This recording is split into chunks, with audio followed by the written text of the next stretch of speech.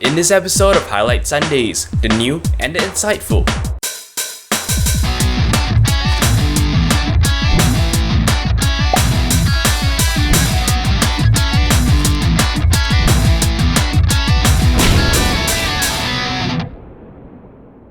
Hello and welcome back to Highlight Sundays. It is the 18th week of 2013 and here are your highlights. What better way to make a stand against piracy by making a game that gets pirated a lot, and within that game you feel the effects of piracy. In this article by Statik, which by the way is run by the very nice guys from youtube.com/Statik, we look at a brand new indie game called Game Dev Tycoon. As its name implies, you play as a game developer. You're faced with all the challenges of actually working on the game, and of course you have to manage things like finances and of course making sure that the game works. But here's the deal, this game actually takes a stand against piracy, because if you pirated this game, within the game that you're making will basically not succeed financially because that game gets pirated too much. And therein actually lies the irony in the matter. You'll see that in the official game forums, people have been complaining about why there are so many pirates and they can't actually make money.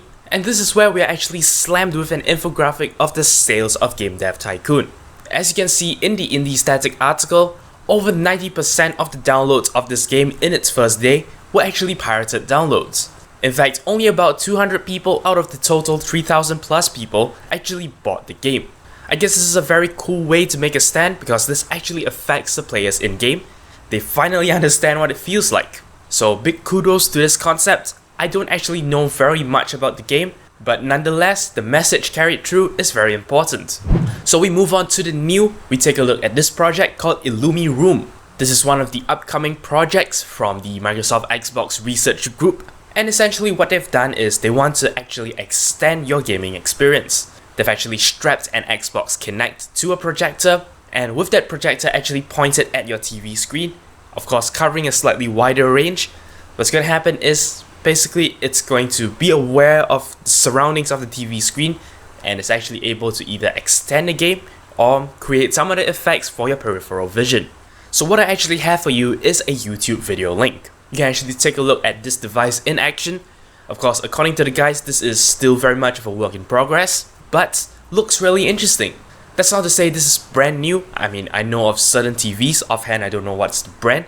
They actually have a little border around the sides that would change color. And of course the effect of this is to sort of add on to your peripheral vision to make it feel like the image is actually slightly larger than the screen. Very cool effect, especially in the example where they actually added some extra elements. Stuff like flares that actually, come out of the screen. They also have an environment warping effect. And that is actually one of the coolest things because the setup actually recognizes the environment and is able to distort it. So very interesting. It's kind of difficult for me to describe, so do head down to the video description and take a look at the YouTube link. More about what's new, this article on GSM Arena says Android 4.3 running on several devices already. So this is something that's basically a lot of rumor and speculation, but it looks like certain web pages which primarily discuss Android and Android matters have actually received connections from a few pretty interesting devices. So they were actually able to see from the user agent that the phones that connected to the site included phones running Android 4.3, which is of course an as yet unreleased operating system. What's also interesting is that there are actually a number of unreleased phones that were also doing this access. Now, what does this mean? Actually nothing, because, well, you can actually modify your user agent to say anything. However, that said, this is actually fueling speculation of perhaps a new Android OS release. But if you ask me, I'll consider this as not really confirmed news. Having said that, a new Google event is happening very soon, so perhaps we will be hearing some announcements there. Let's move on to our next article from Engadget, entitled Google Files Patent for Smartwatch with Glass-like touchpads and functionality. So Google isn't resting on its laurels from the Google Glass. Instead, what it's doing is it's now moving full speed ahead into watches. At least that's what we would speculate from this patent. Once again, of course, we are talking about speculations because patents may never happen or may happen in a very long time. Don't treat this as news once again. This is just something interesting that, Google is considering. And while the article actually breaks it down quite well in terms of, the functionality, it even admits that, well, the wording is kinda open, so really we cannot conclude what this device could possibly be. But if you ask me, I hope it's a smartwatch. Of course. So back to the insightful, let us take a look at this article from The Verge. And it is entitled, "I'm Still Here, Back Online After a Year Without the Internet." So here's the deal. You hear a lot of criticism about the internet nowadays. People always say, oh, it makes people less social, or it, gives people a distraction. And so this person, Paul Miller, the writer of the article, actually did an experiment. He sought to actually unplug himself from the internet entirely, and to do so for a year. Now, I won't go into great detail about his journey because, of course, you should read the article. The article goes into great depth. You can actually, sort of follow the way his emotions and his well-being worked out. But to summarize, essentially, at the beginning it was great, and then eventually, not so much. I won't spoil the article beyond this, so do read up yourself. It is actually extremely insightful because, instead of saying the internet is something that's ruining the way of life, we are actually coming to accept the internet as a way of life. Personally, I'm very happy with that particular train of thoughts because that is exactly what I believe in. This is of course something that I guess can be debated, but well, that's just my personal belief.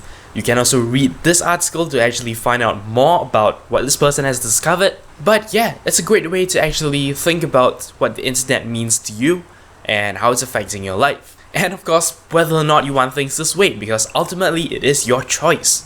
If you ask me, it's about where you find meaning. And that's it, that's all there is for this episode of Highlight Sundays. Now, nothing much to vlog about today, because I'm shooting this on a Friday. All I can tell you is, the Wednesday video might be a little bit shorter because I still have 2 exams on Saturday. And apart from that, the holidays are coming right up. So yeah, expect me to start doing things a little bit more proactively. I haven't decided how I will reschedule my time, but of course this information will come to you in time, especially if you follow my official Twitter, where I might, discuss certain things that I don't discuss on video. And that's it, that's all there is for this episode of Highlight Sundays. If you have any comments, queries or suggestions, feel free to leave a comment in the comment section below. Don't forget to follow my official Twitter at twitter.com/0612tv, and I appreciate every like, favorite and subscription you give me. But that's it, until next time, you are watching 0612TV.